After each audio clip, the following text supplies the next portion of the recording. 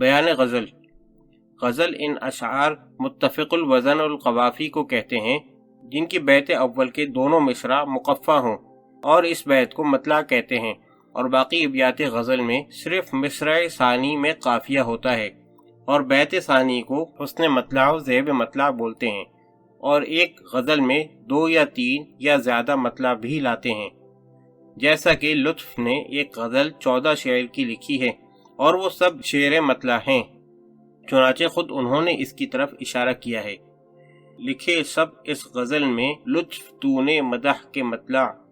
غزل ایک اور بھی پڑھ ہے اگر مدح حضرت کا۔ اور اس غزل میں 11 مطلع ہیں۔ نظر میں تولتا ہے شعر اب ہر غیرت یوسف، امانت گرم ہے بازار اپنی طبع موضوع کا۔ امانت کی ایک غزل میں 32 شعر ہیں جن میں 16 مطلع ہیں۔ تیرے کوچے کو وہ بیمار غم دار الشفا سمجھے، اجل کو جو طبیب اور مرگ کو اپنی دوا سمجھے۔ اور سب سے آخر کی بیت کو متحم غزل اور مقطع کہتے ہیں۔ فارس اور ہند کے شعراء نے ایک اچھا طریقہ وضع کیا ہے کہ اپنی ذات کے لیے ایک مختصر سا نام اختیار کر لیتے ہیں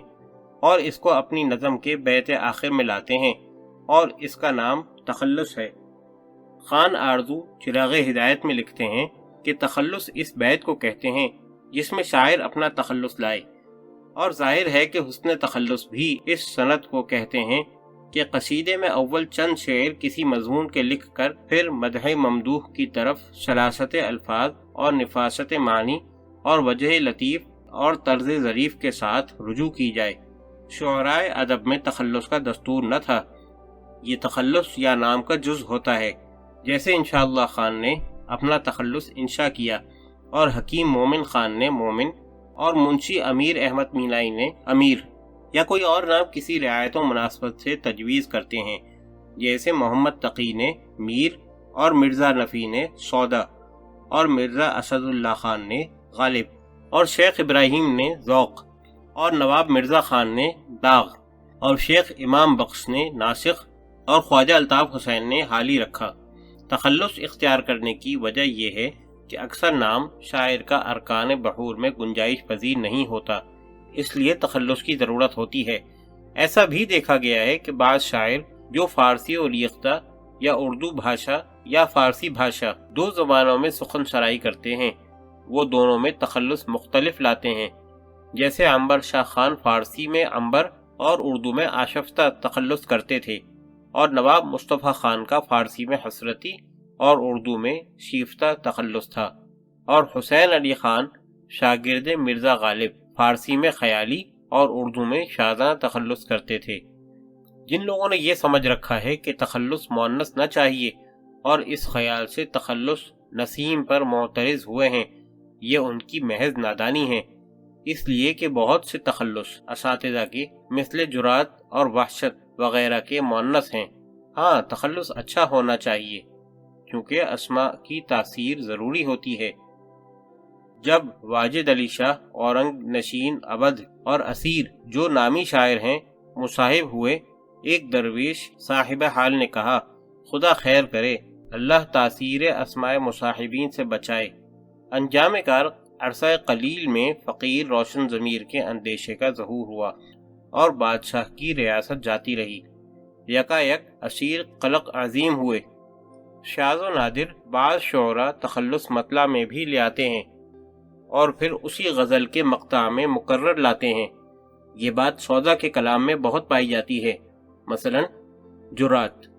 عاشقی جرات نہ کر، ناحق نہ جی کو غم لگا، ربط سب سے رکھ بہت، پر جی کسی سے کم لگا، دن بدن تحلیل جرات کیوں ہوا جاتا ہے تو، آہ یہ بیٹھے بٹھائے تجھ کو پکا غم لگا۔ میر، وہ کمان ابرو اگر درپے ہوا ہے میر کے، ترکش ان پلکوں کا ہے بالائے ترکش تیر کے، روئے دلکش وہ خدا جانے کہ کس سے کھچ گیا، میر ہم عاشق رہے ہیں ایسی ہی تصویر کے۔ ناسخ، گر اسے ناسخ مہجور سے کچھ کام نہیں، بخدا اس بت مغرور سے کچھ کام نہیں۔ رات دن نور خدا کوہ نجف سے ہے آیا، مجھ کو ناسخ جبل طور سے کچھ کام نہیں۔ اگر تخلص کو مقطع میں اس طرح لائیں کہ وہ معنی کی طرف بھی رجوع کرتا ہو اور اس کو قطعی تخلص کہنے میں تعامل ہو اور اس سے تخلص قائل معلوم نہ ہوتا ہو تو یہ بات بے لطف ہے اور خالی رکاکت سے نہیں۔ مثلا لفظ تمنا کہ خواہش کے معنی میں ہے، شاعر کا تخلص ہو تو چاہیے کہ مقطع میں اس طرح لائیں کہ شاعر کے تخلص ہونے پر دلالت کرے، جیسے اس مقطع میں مولوی محمد قاسم تمنا مراد آبادی کے رکھتے جاؤ قدم آنکھوں پہ تمنا کی ذرا او میاں اس حرم پاک کے جانے والے۔ نہ یہ کہ سامع جب تک دوسرے شخص سے نہ پوچھے معلوم نہ ہو، جیسے اس مقطع میں عاشق خستہ کی رخصت دم آخر ہے ضرور، ہے اسے تیرے ملنے ہی کی تمنا باقی۔ اس بیت میں یکایک بغیر تحقیق کے لفظ تمنا سے شاعر نہیں معلوم ہوتا بلکہ خواہش کے معنی پیدا ہوتے ہیں۔ علی ھذا القیاس اس مقطع میں مرزا مکین رفاقت کے برسوں کی ایک دم میں رفاقت جو چھوڑ دے، کیا ایسی زندگی کا بھروسہ کرے کوئی؟ اس میں صاف صاف نہیں معلوم ہوتا کہ یہ شعر رفاقت کا ہے۔ لطیف کا مقطع ہے بندگی پر نہیں موقوف تیرا لطف لطیف، تو نے جب چاہا درویش کو سلطان کیا۔ سکندر کا مقطع ہے خیف عقبہ کے لیے کچھ نہ سکندر نے کیا، آپ کے روز دیا کس لیے دارا مارا۔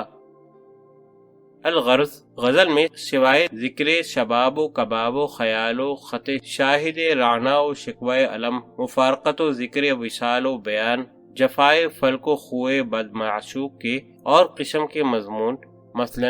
مثل نصیحت و معرفت و وعظ و پند وغیرہ کے زیبا نہیں۔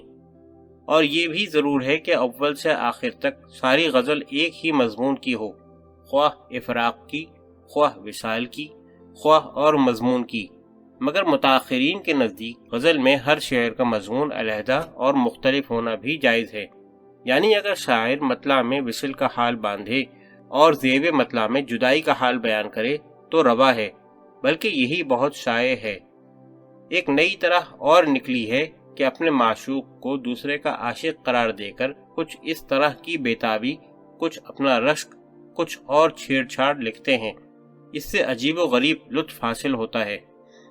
شعراء نے مستعمل استعاروں سے بچنے کے لیے نئے استعارے اور استعارے در استعارے نکالے ہیں اور اسے ایک ایجاد جدید تصور کر کے نازک خیالی نام رکھا ہے۔ اس سے کلاموں میں خیالی نزاکت اور تازگی لطافت تو ہو جاتی ہے، مگر کلام پر اثر نہیں ہوتا۔ چونکہ دنیا میں ہر ایک نئی چیز مزہ دیتی ہے، اس لیے یہ طرز ہر ایک کو پسند ہے، اور علم کی مشکل پسندی نے اسے زیادہ تر قوت دی ہے، جو قدماء کی تقلید سے صفائی اور سادگی کی لکیر پر فقیر ہیں اور اخلاق کو ناپسند کرتے ہیں، ادائے مطلب اور طرز کلام میں صفائی پیدا کرنے کی کوشش رکھتے ہیں، جس سے سننے والے کے دل پر اثر ہوتا ہے